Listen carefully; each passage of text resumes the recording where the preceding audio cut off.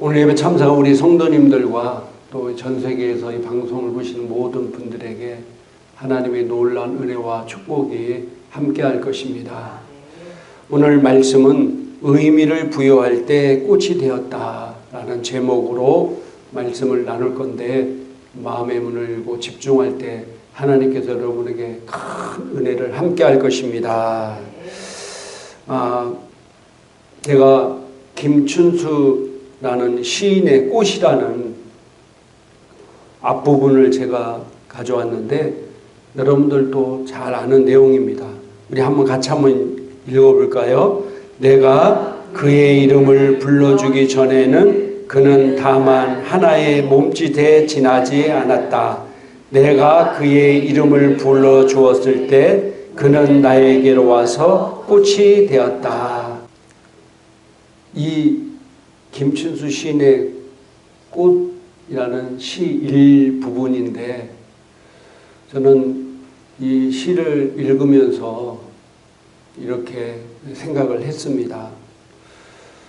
아무것도 아닌 것 같지만 그것에 의미를 부여할 때, 그때 비로소 그것이 나에게로 와서 의미가 된다. 봄이 되면은 우리 주변에 우리가 알지 못하는 많은 들풀들이 꽃을 핍니다. 우리가 무심코 폈는지도 모르고 지나가는 그 들꽃을 어떤 때 눈에 띄어서 너 정말 예쁘구나,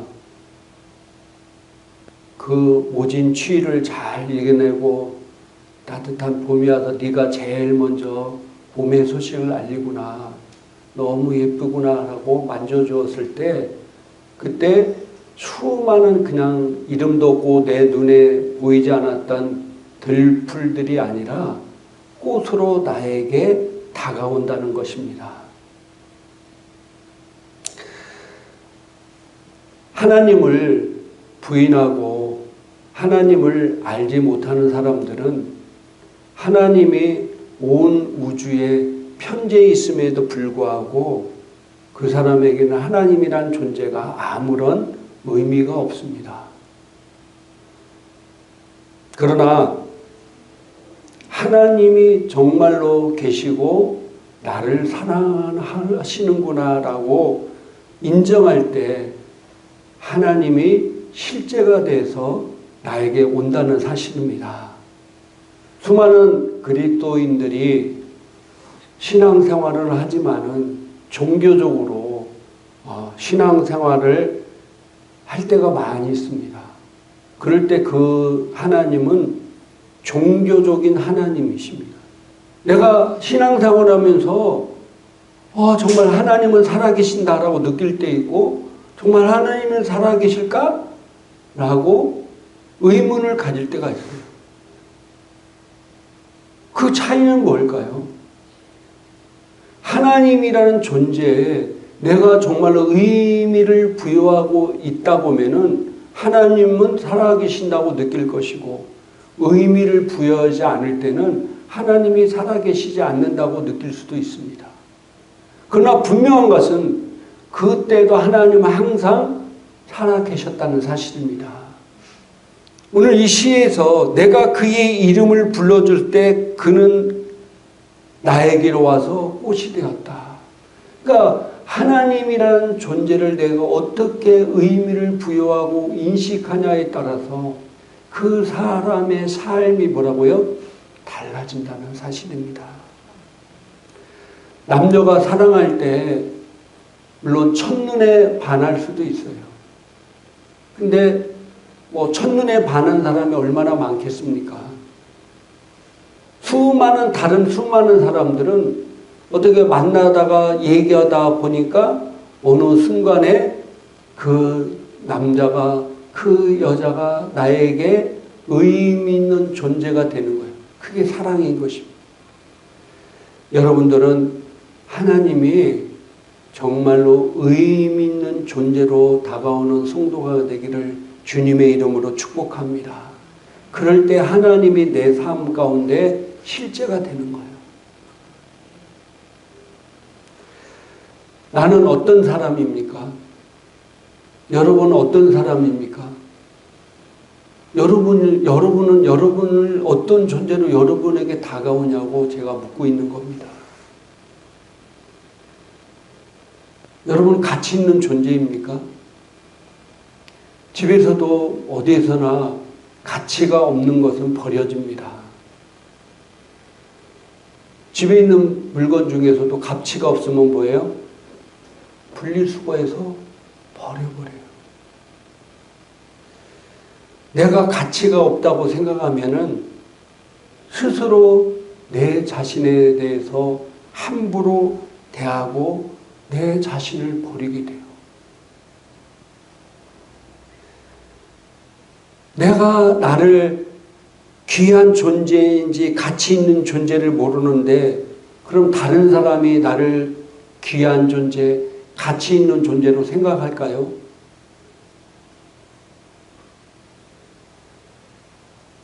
나를 가치 없다고 생각하는 사람들의 특징 중 하나가 다른 사람도 가치가 없는 존재로 생각해서 함부로 대한다는 거예요.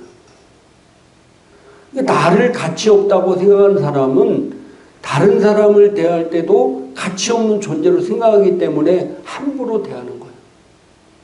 부부지간에도 마찬가지고 부모 자식 간에도 마찬가지예요. 정말로 내가 나를 가치 있겠다고 생각하는 사람은 다른 사람도 가치 있게 생각하는 거예요. 나는 정말로 가치 있는 존재인가요? 여러분의 가치는 뭘로 평가하십니까? 나의 가치는 뭘로 평가되죠? 세상 사람들이 바라보는 가치 기준으로 여러분의 가치를 평가하십니까? 우리는 정말로 하나님이 바라보는 가치 기준으로 우리를 바라봐야 돼요. 그게 진리인 것입니다. 세상의 가치는요, 계속해서 변하고요, 문화에 따라 다르고요, 풍습에 따라 다 달라요. 세상의 진리는 진리가 아니야. 계속해서 바뀌잖아요. 그러나 하나님 말씀은 어제나 오늘나 영원토록 동일하십니다. 내가 곧 길이요 진리요 생명이라고 그랬어요. 하나님 말씀만이 진리이고 생명인 것입니다. 그래서 우리가 나 자신을 평가할 때 세상 사람들이 보는 가치 기준으로 나를 평가하는 게 아니에요. 그건 다 잘못된 거예요. 바른 진리가 아니라는 거예요. 하나님 말씀만이 진리입니다. 그럼 나는 어떤 존재고 어떤 가치 있는 존재냐 이거예요. 고린도전서 6장 20절 한글 킹제임스 성경이 이렇게 말씀하고 있습니다. 같이 한번 읽겠습니다. 너희는 값을 치르고 산 것이니 그러므로 하나님이 거신 너희 몸과 너희 영으로 하나님께 영광을 돌리라. 아멘. 여러분의 가치는 뭐라고요? 예수님의 핏값으로 너희를 산 것이라는 거예요. 물건의 가치는요, 돈과 연관되어 있는 게 굉장히 많습니다. 예를 들어서 그냥 이 컵이 100만 원이라고 생각해 보세요. 이게 뭐 금컵다 진짜 이 커피를 누가 사겠냐 이거예요. 이 컵이 10,000원이라든지 15,000원이면 살 겁니다. 그죠? 그럼 이 컵의 가치는 얼마예요? 10,000원에서 15,000원인 거예요. 근데 여러분의 가치는 뭐라고요?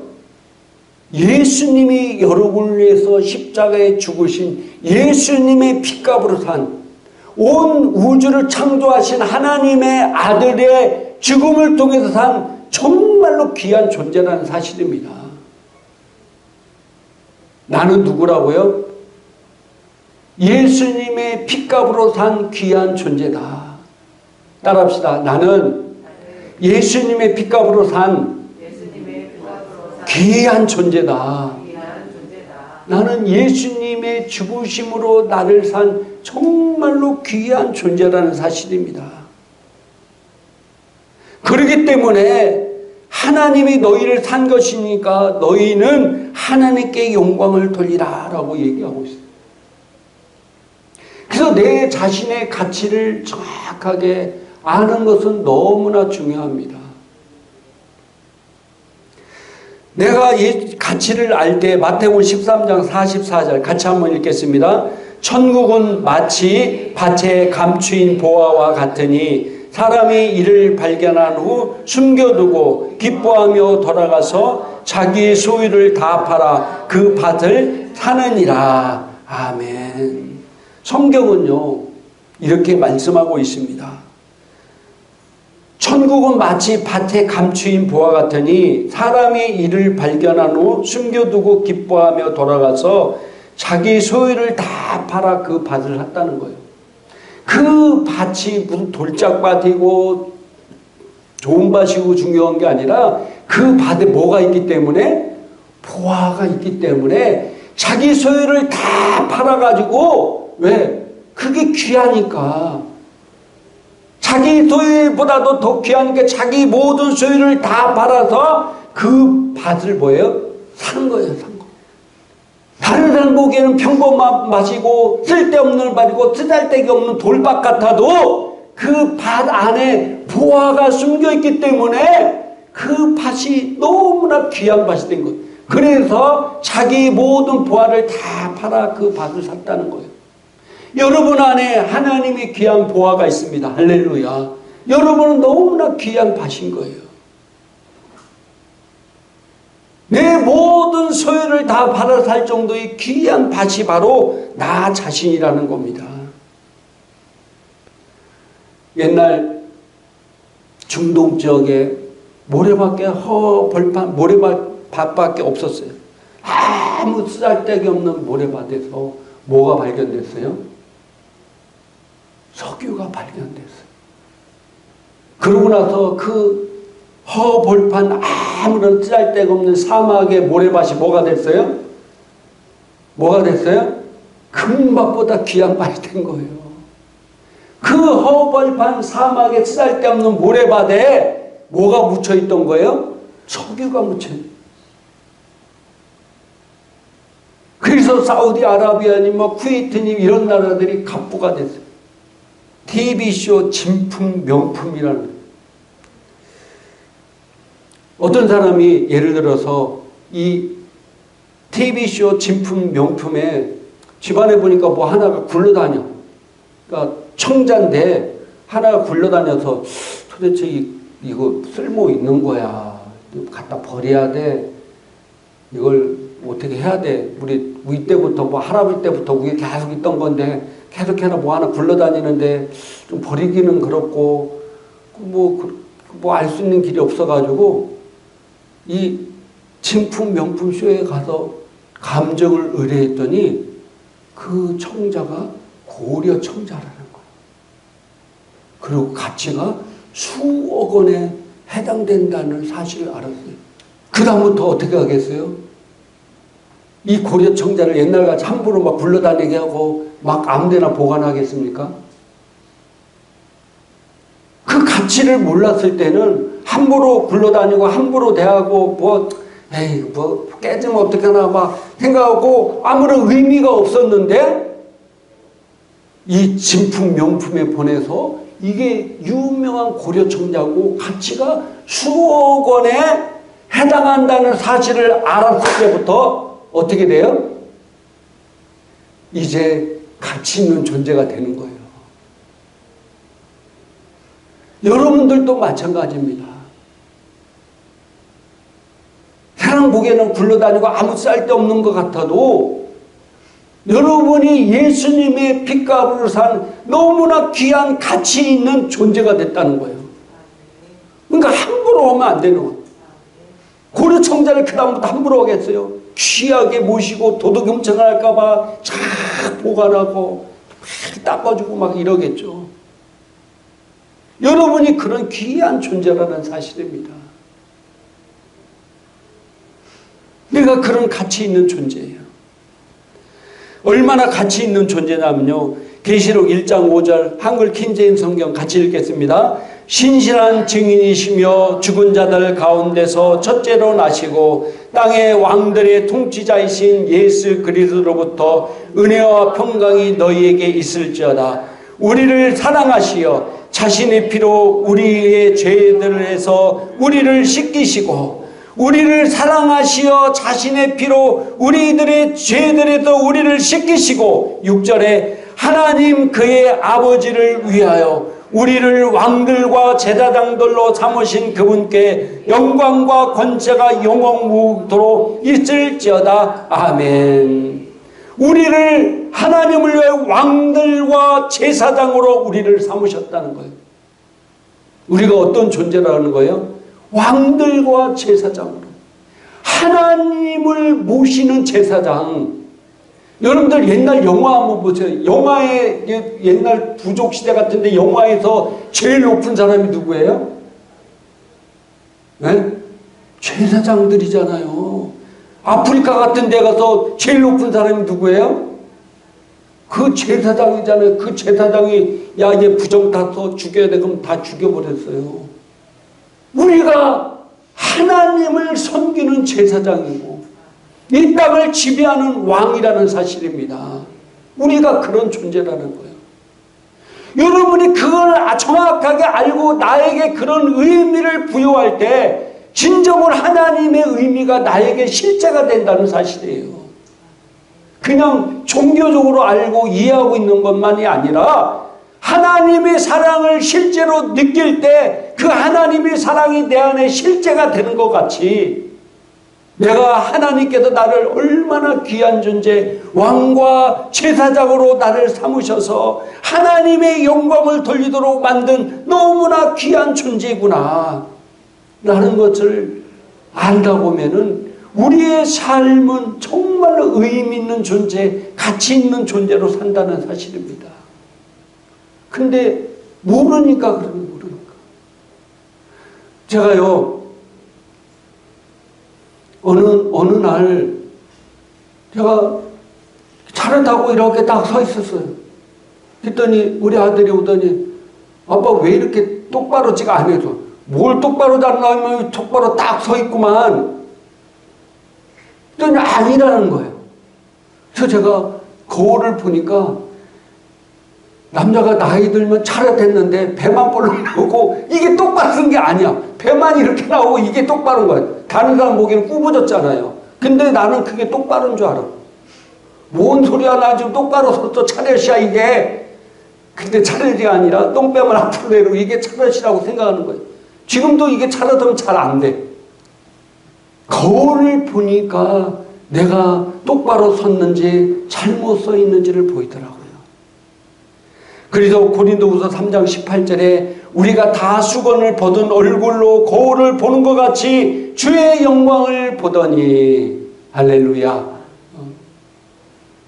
하나님의 말씀으로 내 자신을 똑바로 봐야 돼.